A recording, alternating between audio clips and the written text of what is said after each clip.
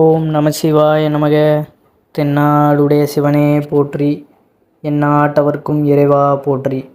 பொதுவாக நம்மளுடைய வீடுகளில் விளக்கேற்றிய சில நிமிடங்கள்லையோ இல்லை எப்போதாவது விளக்கு பார்த்திங்கன்னா தானாகவே நின்றுவிடும். அதே போல் சிலர் விளக்கு பூஜை செய்யும் சமயங்களிலும் திடீரென விளக்கில் ஏதாவது ஒரு இருமுகங்கள் சில நேரங்களில் தானாகவே பார்த்திங்கன்னா குளிர்ந்து விடும். இது ஒரு அவசகுணமா? இதற்காக ஏதாவது பரிகாரம் செய்ய வேண்டுமா? இப்படி நமக்கு ஏதாவது ஒரு கேள்விகள் எழும்போம். அதாவது நம்ம விளக்கேற்றி வழிபாடு செய்துக்கிட்டு இருப்போம்.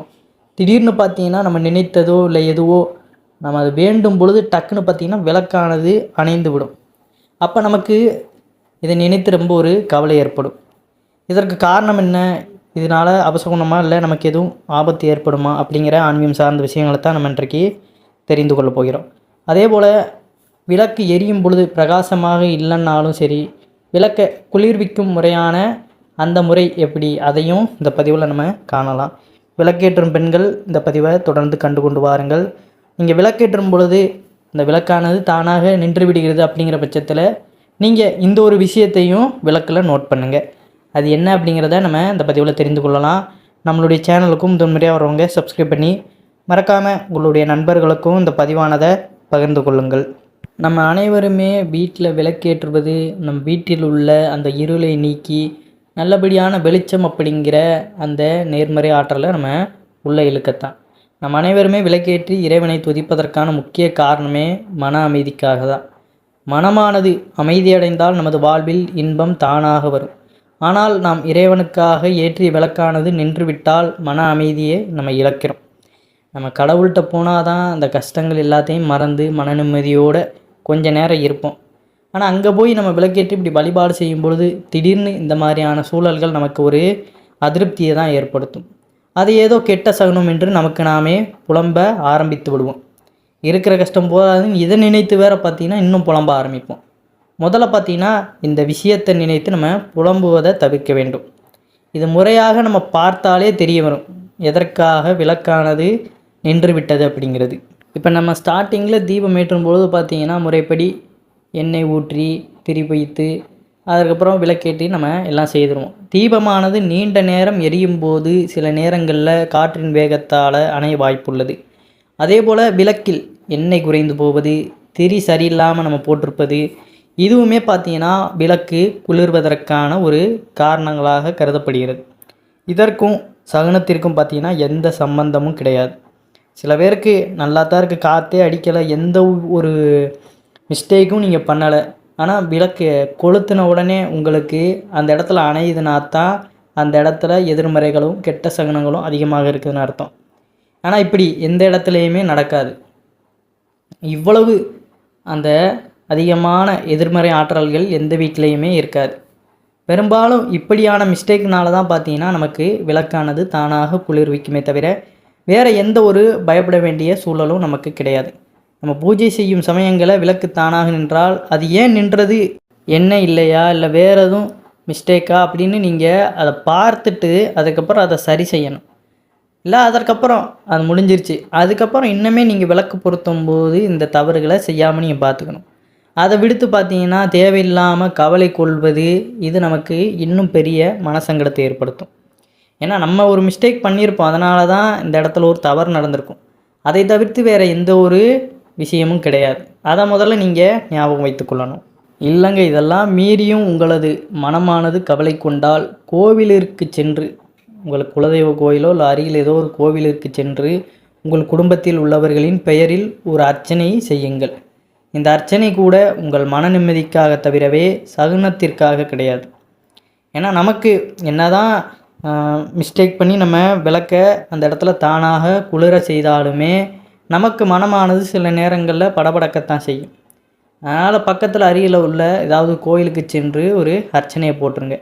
அதற்கப்புறம் நம்மளுடைய மனமானது கொஞ்சம் சாந்தமடையும். இதை நீங்கள் பார்த்தாலே போதும். இதிலேயே பார்த்தீங்கன்னா நம்மளுடைய மனமானது பதறுவது நின்றுவிடும். முதல்ல நீங்கள் மிஸ்டேக் பண்ணியிருக்கீங்களான்னு பாருங்கள். அதை தவிர்த்து நீங்கள் விளக்கு ஏற்றுறீங்க, ஏற்ற நின்றுச்சுனா தான் அந்த இடத்துல ஏதோ ஒரு தீய சக்தி இருப்பதாக அர்த்தம். அதை தவிர்த்து நம்மளுடைய மிஸ்டேக்கில் விளக்கானது தானாக குளிர்வதில் எந்த ஒரு சகுனமும் கிடையாது. அடுத்து பார்த்திங்கன்னா தீபம் எப்பொழுதுமே பிரகாசமாக எரியவும் தீபத்தை எவ்வாறு குளிர்விக்கணும் அப்படிங்கிறதையும் தெரிந்து கொள்ளுங்கள். தீபம் ஏற்றியதுமே அதில் முப்பெரும் தேவியர் வந்து அதில் தங்கி விடுவார்கள் அப்படிங்கிறது ஐதீகம். ஆகையால் தீபம் எப்பொழுதுமே பிரகாசமாக எரியும்படி பார்த்து கொள்ள வேண்டும். திரியின் சுடர் பிரகாசமாக இல்லை என்றால் மற்றொரு திரியை பார்த்தீங்கன்னா தீபத்திலிட்டு ஏற்றிவிட ஏற்கனவே உள்ள திரியை எடுத்து விட வேண்டும். அதாவது ஒரு திரியை போட்டு அது தீபமானது எரிஞ்சிக்கிட்டு இருக்கும்போது பார்த்திங்கன்னா வேறு ஒரு திரியை போட்டு அதை ஏற்றிட்டு அதற்கப்புறம் இருக்கின்ற அந்த பழைய திரியை நம்ம எடுத்துக்கொள்ளணும். ஏன்னா அது பிரகாசமாக எரியவில்லை அப்படிங்கிற பட்சத்தில் இப்படி நம்ம செய்வது சிறப்பு. தீபத்தில் முப்பெரும் தேவியர் குடியிருப்பதனால அதை முறையாக நம்ம குளிர்விக்க வேண்டும். வீடுகளில் எப்பொழுதுமே தீபத்தை அணைத்து விடு என்ற வார்த்தையை கூட சொல்லக்கூடாது. அதற்கு பதிலாக தீபத்தை குளிர விடு, தீபத்தை நிறுத்து போன்ற வார்த்தைகளை பயன்படுத்தலாம். தீபத்தை வாயால் ஊதியோ அல்லது கைகளால் அசைத்தோ எப்போதுமே குளிர்விக்க கூடாது. கல்கண்டினாலோ இல்லது பார்த்தீங்கன்னா இந்த வெள்ளி குச்சின்னு இருக்குது, அதை கூட நீங்கள் வாங்கி விளக்க குளிர்விக்க நீங்கள் பயன்படுத்தலாம். எதுவுமே இல்லை எங்கிட்ட அவ்வளவு மாதிரிலாம் கிடையாது அப்படிங்கிற பட்சத்தில் பார்த்தீங்கன்னா அதற்கென்று தனியாக நீங்கள் சாமிக்கு பூ வைப்பீங்கள்ல, அதில் ஒரு பூவை தனியாக எடுத்து வச்சுருங்க. அந்த புஷ்பத்தை வச்சு மெதுவாக அப்படியே குளிர்விக்கலாம். தீபத்தை குளிர வைக்க பார்த்தீங்கன்னா திரியின் அடிப்பகுதியை மெதுவாக அந்த குச்சியை வச்சு நீங்கள் மெதுவாக இழுத்து கொண்டே ஓம் சாந்த ஸ்ருபினியே நம என்ற மந்திரத்தையும் கூற வேண்டும். தீபத்திலிருந்து வரும் சுடர் மெல்ல மெல்ல குறைந்து திரி எண்ணெயில் அமிழ்ந்து தீபம் குளிரும்படி நம்ம செய்ய வேண்டும். இப்படி முறைப்படி நம்ம தீபம் ஏற்றுவதிலிருந்து அதை அணைப்பது வர அதை முறையாக பார்த்து கொண்டு செய்யும் பொழுது தான் நம்ம வீட்டில் அந்த தீபச்சுடர் எப்பொழுதும் பிரகாசமாக எரியும். நம்ம வீட்டில் இருள் அப்படிங்கிறதையும் நீக்கி அனைத்து தெய்வங்களுமே அந்த தீபத்தில் வந்து அருள்பாலிக்க இவை உதவிகரமாக இருக்கும். முதல்ல நல்ல எண்ணத்தோடு நம்ம தீபம் ஏற்றணும்.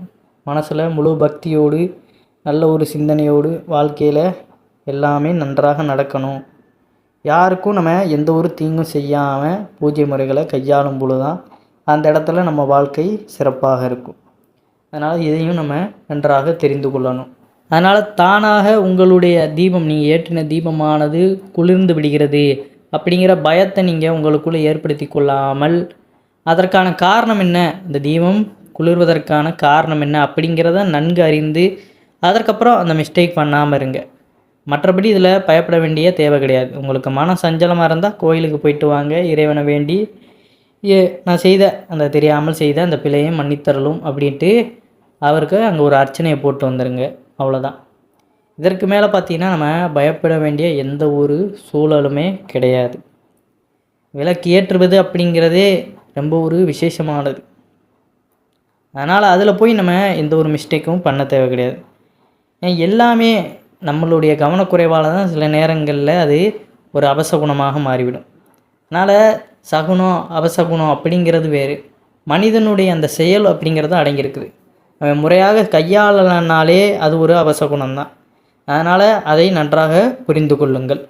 மேலும் இந்த பதிவு உங்களுக்கு பிடிச்சிருந்ததுன்னா இந்த பதிவுக்கு ஒரு லைக் பண்ணிவிட்டு மறக்காமல் உங்களுடைய நண்பர்களுக்கும் இந்த பதிவானதை பகிர்ந்து கொள்ளுங்கள். அனைவரும் என்றும் இறையருள் பெற்று நலமுடன் வாழ வேண்டும். நன்றி, வணக்கம். ஓம் நம சிவாய நமக.